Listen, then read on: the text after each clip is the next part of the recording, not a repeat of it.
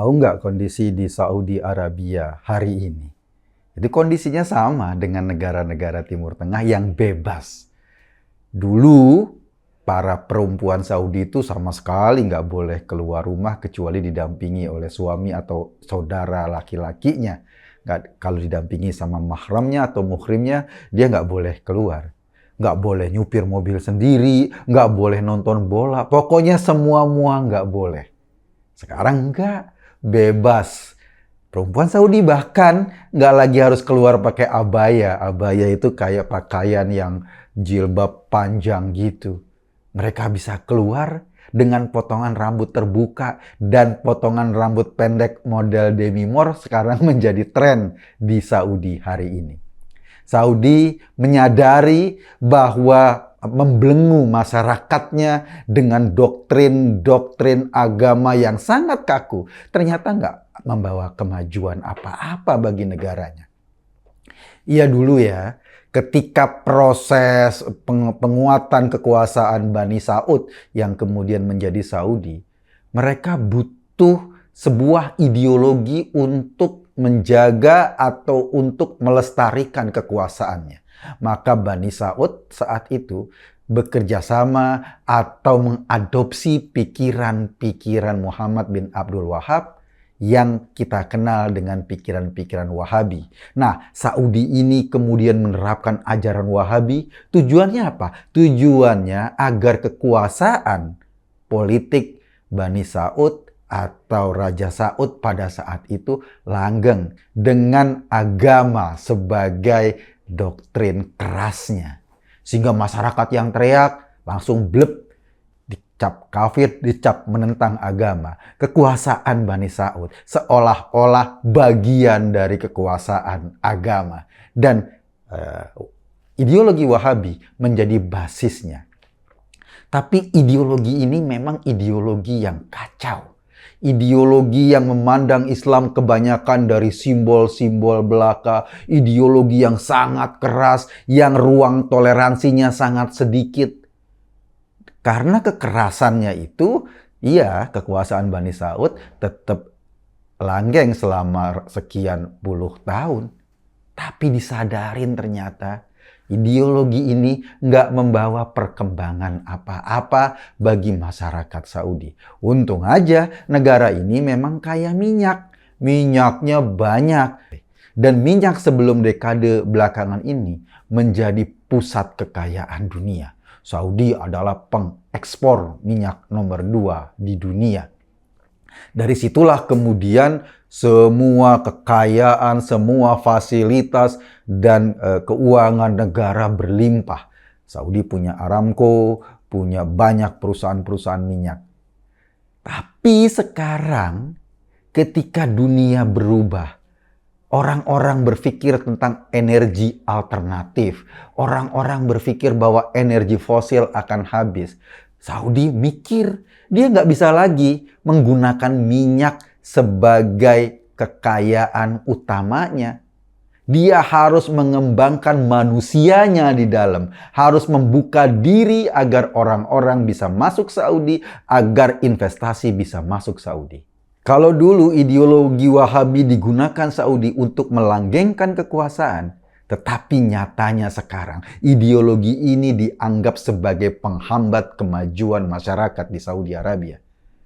Karena zaman berubah, maka cara berpikir kerajaan juga berubah. Sekarang justru Muhammad bin Salman sebagai putra mahkota Saudi yang paling keras untuk menghapus atau untuk mengurangi atau untuk membatasi gerakan ideologi Wahabi. Sebab kalau Saudi tetap menjadi Wahabi dan kemudian minyak mereka habis, kepunahan mereka nggak akan lama lagi. Atau setidaknya mereka nggak akan menjadi masyarakat yang maju ke depan. Karena masyarakatnya sedemikian ke belakang, mereka cuma mengharapkan minyak. Sekarang minyaknya habis. Muhammad bin Salman bikin reformasi besar-besaran. Itu tadi, perempuan sudah boleh bergerak bebas di Saudi. Orang keluar rumah nggak harus lagi pakai jilbab atau pakai abaya. Kata Muhammad bin Salman, kami mau Saudi ini menjadi masyarakat yang normal. Artinya apa? Artinya barangkali pikiran dia, dulu-dulu dia atau keluarganya mengelola Saudi itu dengan cara yang tidak normal, dengan cara ideologi-ideologi keras. Saudi bergerak dari masyarakat yang terkungkung, terkebelakang dengan doktrin agama yang keras, ingin membebaskan diri dari doktrin-doktrin itu dan kemudian mendorong masyarakatnya untuk lebih maju, untuk lebih punya pikiran terbuka, dan ideologi Wahabi yang keras itu justru sekarang sedang dihantam di Saudi. Orang-orang yang teriak-teriak tentang ideologi Wahabi terlalu keras, menentang penguasa dan lain-lain, itu akan mendapat hukuman keras di sana sekarang. Itu Saudi yang mau mengubah diri menuju kemajuan. Di Indonesia, sebagian orang justru ingin meniru Saudi zaman dulu.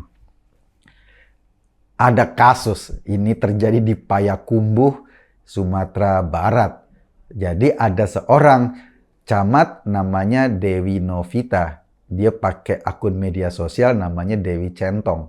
Dewi Centong ini kemarin foto atau bikin video khas seperti anak SCBD. Kayaknya mau niru-niru, mau viral sama seperti anak SCBD. Pakai pakaian dinas, pakai shawl, pakai kacamata hitam, jalan nyebrang di zebra cross. Fotonya itu ditampilkan di media sosialnya, di TikTok maupun di akun IG-nya.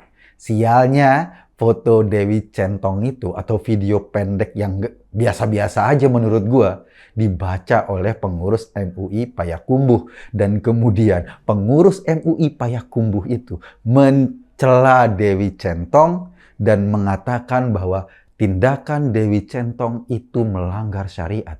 Gua bingung. Dewi Centong tuh pakai jilbab sebagaimana layaknya para wanita di Minangkabau atau di daerah Sumatera Barat. Pakai jilbab seperti biasa, menggunakan pakaian ASN seperti biasa. Menuduh tidak sesuai syariat itu gue bingung. Tapi barangkali pikiran MUI ini itu seperti Saudi zaman dulu. Perempuan-perempuan itu sama sekali tidak boleh menampakkan sedikit saja kelucuannya. Seperti Dewi Centong jalan sendiri di zebra cross. Karena itu dianggap tidak sesuai dengan syariah atau dianggap bertentangan dengan syariat. Kita tentu bingung. Ini orang sudah pakai jilbab loh. Cuma foto atau bikin video jalan di zebra cross, tapi tetap saja distempel sebagai tidak sesuai dengan syariat, dan pengurus MUI mengajukan atau mengadukan kasus postingan ini ke Pemda Payakumbuh, dan kemudian Pemda Payakumbuh memecat Dewi Centong. Kalau Saudi sudah bergerak ke arah maju, di Indonesia sebagian orang menarik-narik kita untuk kembali jalan mundur.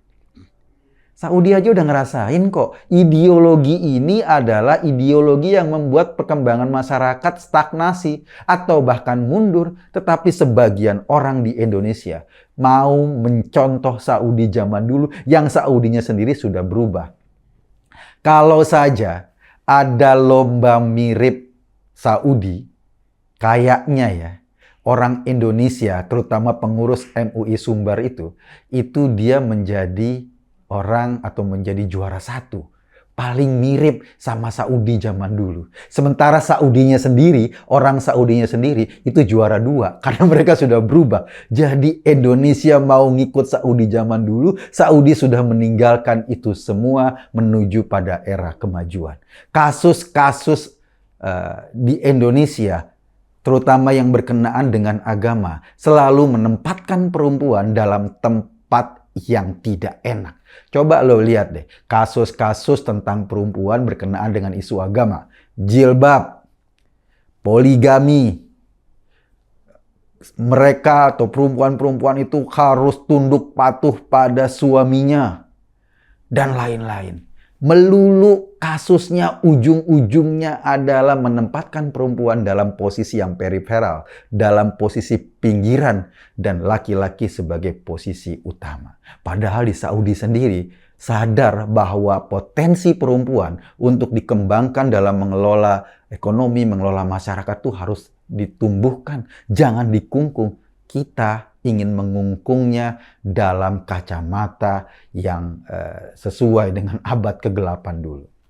Kalau suasana seperti ini terus-menerus dikembangkan, kalau statement-statement bahwa perempuan-perempuan kita itu melulu urusannya soal syahwat, soal jilbab, soal poligami, dan lain-lain terus dikomunikasikan, saya khawatir itu akan menjadi hambatan pada kemajuan kita.